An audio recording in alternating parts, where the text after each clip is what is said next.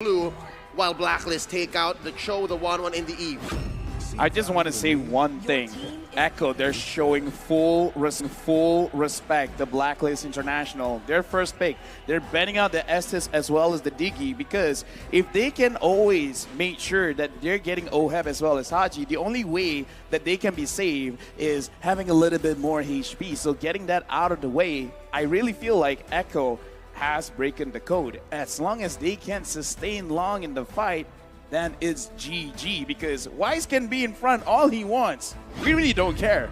Oheb and Haji is not there, we're gonna win. But sacrificing the Fredrin, they're getting the Fredrin for themselves and letting go of the carry.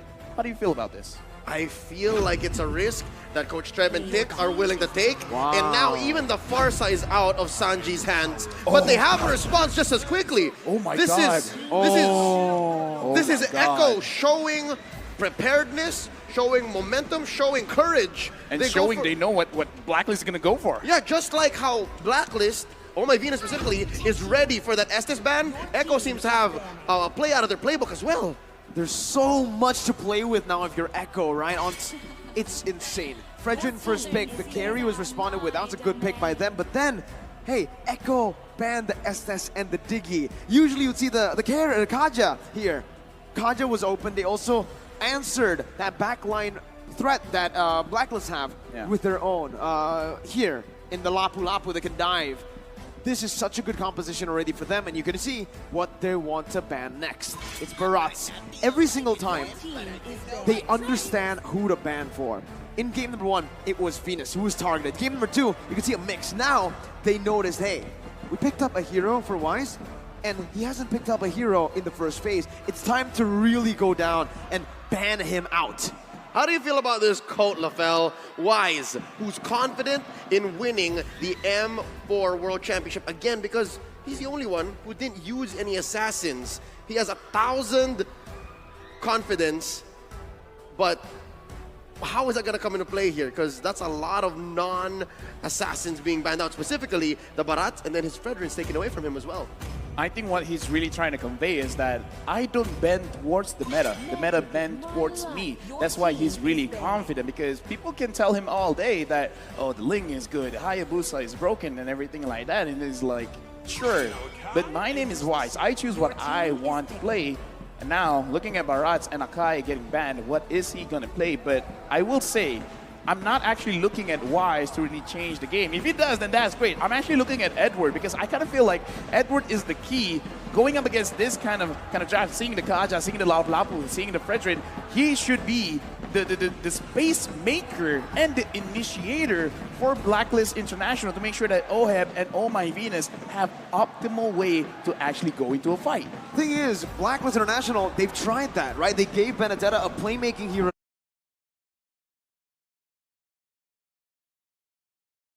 Edward. In the second game, they gave him Glue to buy a little more time. Play as a distract. Oh no, sorry, Joy, my bad.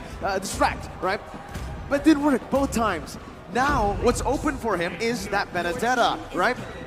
Wise is going to pick up that box share first. I was actually thinking the Valentina in the jungle. We haven't seen it in a long time, but with the Kaja having that Divine Judgment, it's a good ult to take. Benny still wants to play that Brody, knows that up against the carry, he actually has a bigger advantage here compared to last game in terms of just laning. If anything, since the Valentina is not banned, might go into the hands of Echo, but it looks like Coach Treb and Coach Tic-Tac are reading into it. I think they're afraid that Bonchan and Masters Basics are ready for it. Because again, it's wide open, right? But you need a good level of burst to make Echo's lineup work. I think the better option here would be the Lilia, right? You get a bit more sustainability. You already have such a good composition to dive in, but it does seem like they... Whoa! Whoa! Nope, not the Valentina, not the Lilia. They want to go in. Dude, it's like, let's end this game as quickly as possible. They want to go in. Dude, I'm loving this. Okay, so Edward picks up the Yuzong, and again, this is what I want to see, because he has to be the one to dictate the fight. He has to go in, but man, oh man, the burst, Kaja picks up anyone. You got the Gushin, you got the Brody. Okay, here's the thing. I love the draft. Works or not, I love the draft. Yep, this is a throwback to about 2 or 3 months ago when MPL Philippines, MYID were in Season 10. Gushin was a hot pick. Gushin went through a career renaissance, was picked right out of ranked games into the pro scene, and here it looks like Echo are going for match point with it. Will they be able to do that? Blacklist have a solid lineup as well. Signature picks all across. What's this Yuzhong gonna do in the hands of Agent Zero? Is that enough of a instrument, of a tool to draw a line straight into the backline? Because what's the backline even for Echo? It's just Benny. Dude, honestly, I kind of feel like it is enough because just make sure everyone is close enough together because you're just trying to distract. You're letting everyone else do the damage. We'll see how fast Echo can go and how Blacklist answers back. This is Game 3. This is for the M4 World Championships. This is the first Gushin pick at M4 too, right? Fun Yep. fact. Hey, right during the break, when it was the analyst segment, me and Leo, we were talking about it. We were like, hey, Echo in Game 3, they got a 2-0 lead. What are they supposed to do? Don't experiment too much in the draft. But here they are, experimenting in the draft again. In the Worlds, at the World stage. My dude, this is insane. It's Gushin's debut. I fully trust Coach Trev and Coach Tic Tac and Echo, all right? They're putting on a show for us. No, I mean, like, it's an experiment in our eyes. Yes. They probably trained this for quite a while because, again, looking at Blacklist, look at what happened game number 1. Look at what happened game number 2. They kind of just forget about Wise. They forget about Oh My Venus, and in a sense, they forget about Edward as well. As long as you get Oheb and Haji, it's all right. You probably don't even mind if Sanji dies if you can get both Haji as well as Oheb. So this is fine. And again, looking at Edward, I'm still looking at him to kind of carry because what he has to do is to start a fight, collect everyone together. That's it. And they're going to be able to do that, but at the midway point, because again, you're also waiting for Oheb. You're waiting for this carry to hit a power spike because it's a tough way playing a carry into Brody. It's very tough. The laning here, the matchup is not good for carry at all, right? You're going to be zoned away from your mini waves constantly. You need your Lolita or your Roamer, your jungler to help out to break that freeze, and right now you're seeing that, right? Oheb is already getting zoned out of his own lane. The Brody has so much to say, and this is where Echo have been utilizing Benny QT's stellar M4 performance. They're always playing around the gold lane, but now it's a turtle. Oh, and also the XP lane. Look at this. Sanford and Sanji pressuring Haji and Edward. Oh, turtle very low. Wow, Carl TZ steals it away from Blacklist International like it's nothing. Just walks up like a Chad and uses the retribution. I just gotta say, because we didn't really see, because we're looking at the turtle, I want to talk about the micromanagement of the wave, because Sanji, he sacrificed his own wave, and look at his Yaoi engages. Divine Judgment of the Petrify from Sanji. Now to the Mount Blast, gonna be popped in here, but Yaoi's gonna be able to get away from that one. Not for long as Wise is able to find the kill back. A Roamer traded in for the mid laner. Still, Echo takes the trade. Lafel, you were saying. No, I'm just saying because during that fight, Yaoi didn't even dare to go close to the turtle because he was already at level 3. Sanji, with the Gushin, went to the EXP lane, absorbed some of that minions, while Yaoi secured the entire minion wave in mid, allowed him to get level 4. And we just saw the engagement there, but I want to talk about how Carrie's having a difficult time. It's going to be more difficult now that Yaoi already has the Divine Judgment, so Oheb, he had the bad time before, it's going to get worse. Oh, and that's why I think King Wise and Queen V are going ahead alongside Haji. So again, they're leaving Agent Zero here to make the best of this dead lane against Sanford's Lapu Lapu. We're about 30 seconds and a quarter away from Turtle. Once more, Echo got that handily. There's a lot of burst coming in from the Orcas, giving them a 300, 400 gold lead. And in terms of items, is that enough? Oh, there's the pull! That's the Divine Judgment, and that's all the damage placed on. Benny not going to use the torn apart memory just yet. That was a flicker burned in by Venus, and that's a W that Echo want to take, those small dubs. Yeah, and again, as we said, you're already setting up your own playstyle. Get the level 4 as quickly as possible. Sure, it was slightly delayed because they went for something in mid, but now you can see they're putting a lot of pressure onto Blacklist International. This is what they've been doing. They're making sure that Blacklist can't stay long in their own lanes. They can't stay long in front of the turrets because they're setting things up. Yaoi is still here. Even if he doesn't go in, just the mindset of I could get engaged is very very terrifying. Oh, Black Dragon form already. Break it out. It's on to Carl TZ now, and as you can see, Carl TZ is going to be targeted down, but a lot of damage. That's going to be the Razor's Wrath to buy a little bit more time, but he will be slain. Sanji finding Venus. Haji going to be the target right now. Sanji jumps into the Petrify as well. That's a double kill for the Gushin at M4. Sanford knocked out by the Furious Dive. Yaoi going to be able to dodge away right there from the skill shot from Edward, but Edward's going to be targeted down now. Sanji looking for it, gets it, and it's a triple kill. Unofficial, but still a triple kill for the Gushin that's making its debut on the world stage in the grand finals. And this propels Echo about 1,000 gold ahead, and it's just back to business. Carl TZ making quick work of this turtle. Honestly, in that team fight as well, Oh My Venus had a very good shot of using the Numinum Blast, but then gets cancelled by Yaoi, pulling him to the side, saying, no, no, no, my team can handle itself. And Oh My Venus engages on Yaoi, and Yaoi escapes that, using the flicker. But again, it's all right, because Echo, they're in control. Even in the team fight, they're micromanaging everyone's skills, everyone's ults, to make sure that they don't get punished, to making sure that the Orcas are always going to be the one getting those kills. And because of that pressure in the bottom lane and the relative absence of Blacklist from those responses in the bottom after the turtle take, they got pushed on bottom. Oh, it's a fight up top.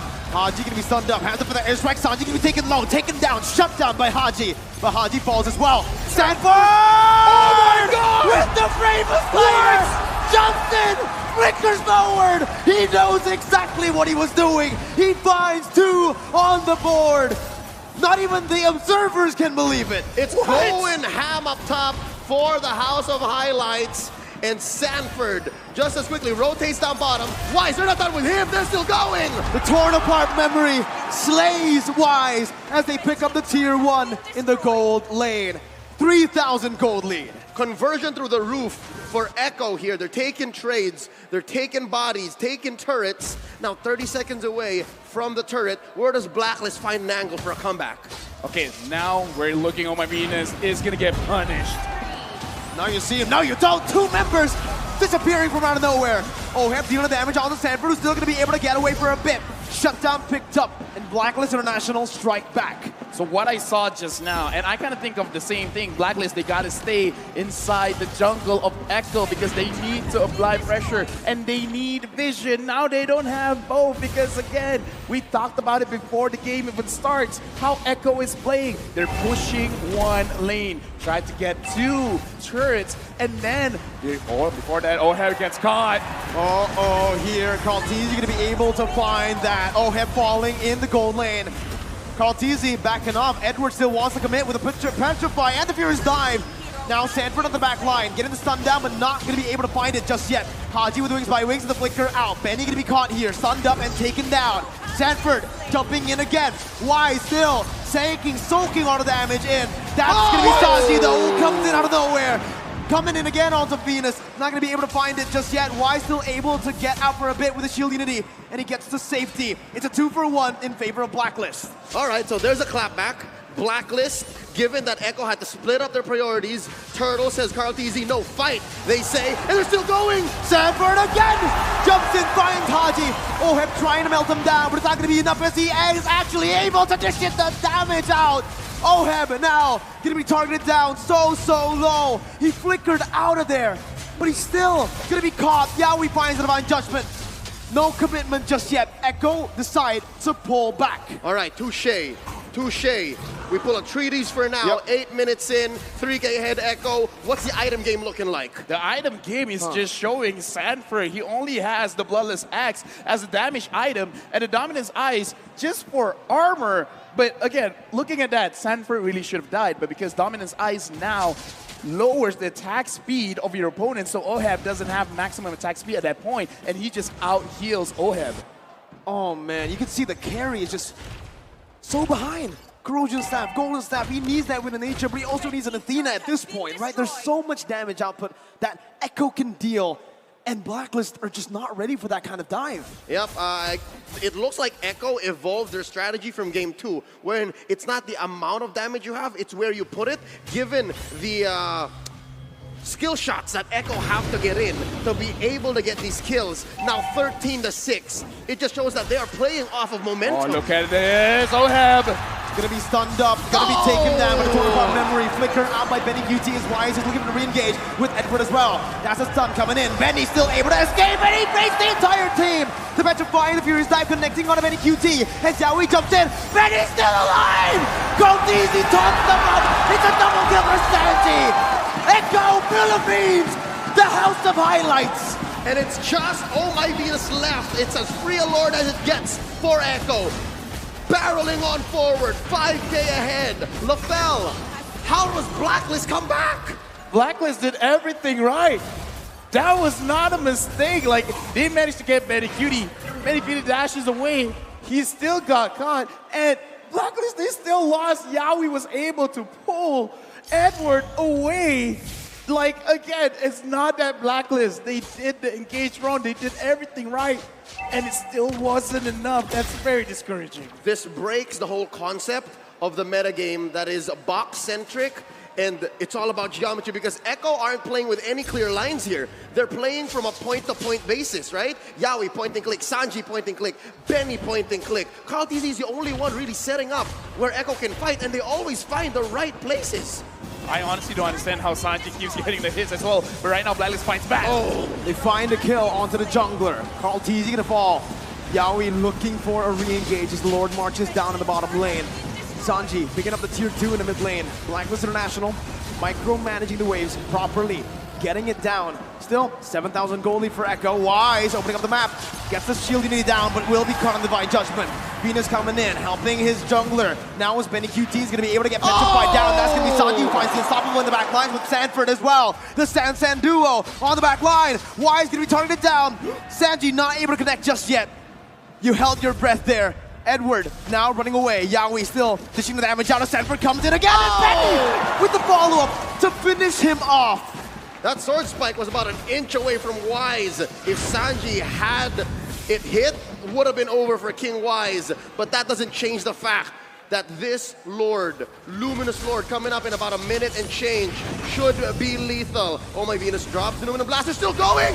That's going to be the Feather Airstrike onto Yaoi. Still going to be able to get out. Athena's shield popped in with Immortality as well. His torn apart memory will be thrown out. Sanford falling to the hands of Oheb as he is able to find that kill. But it's just a 1-for-1. Echo decides to back off. Base turret still up, except that top side. So in the defense, Blacklist had their priorities split up. Take down members of Echo, clear the waves. Something's got to give. That's that inhibitor up top. That's permanent damage. Yeah, right now, Echo, they've already set up their checkmate because the Lord is going to come up. That is going to be something that Blacklist have to contest.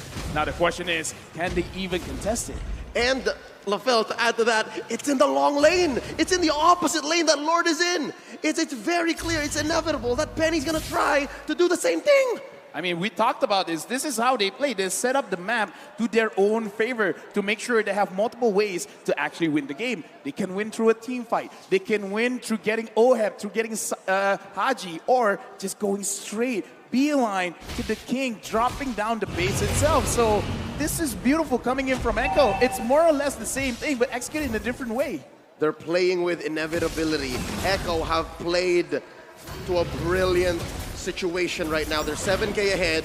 They're making easy work of this Lord, and Wise checking in. V pulls the conceal. They've committed a lot of resources here. That's the Numenon Blast, not finding anyone. Yaoi looking for the Divine Judgment, able to find Wise as they try to burst down the Lord. Lord going to be secured right now. That's going to be the winner, crunched in by Sanji to buy a little bit more time again. Benny! Wise got it! With the flicker again to find a torn apart memory. Yaoi's looking for more. That's going to be Petrify and the Furious Dive used up. Sanford jumping in with Bravest Fighter. Go! Oh my god! Sanford! Benny! Sanji, Kaltizi, Yaoi! They keep styling on Blacklist! That's 4 for 1. Lord as well going over to Echo. They're gonna push bottom lane, and they are going to threaten the game end. They catch Oheb! Again, under the base. Oheb very low. It's match point for Echo!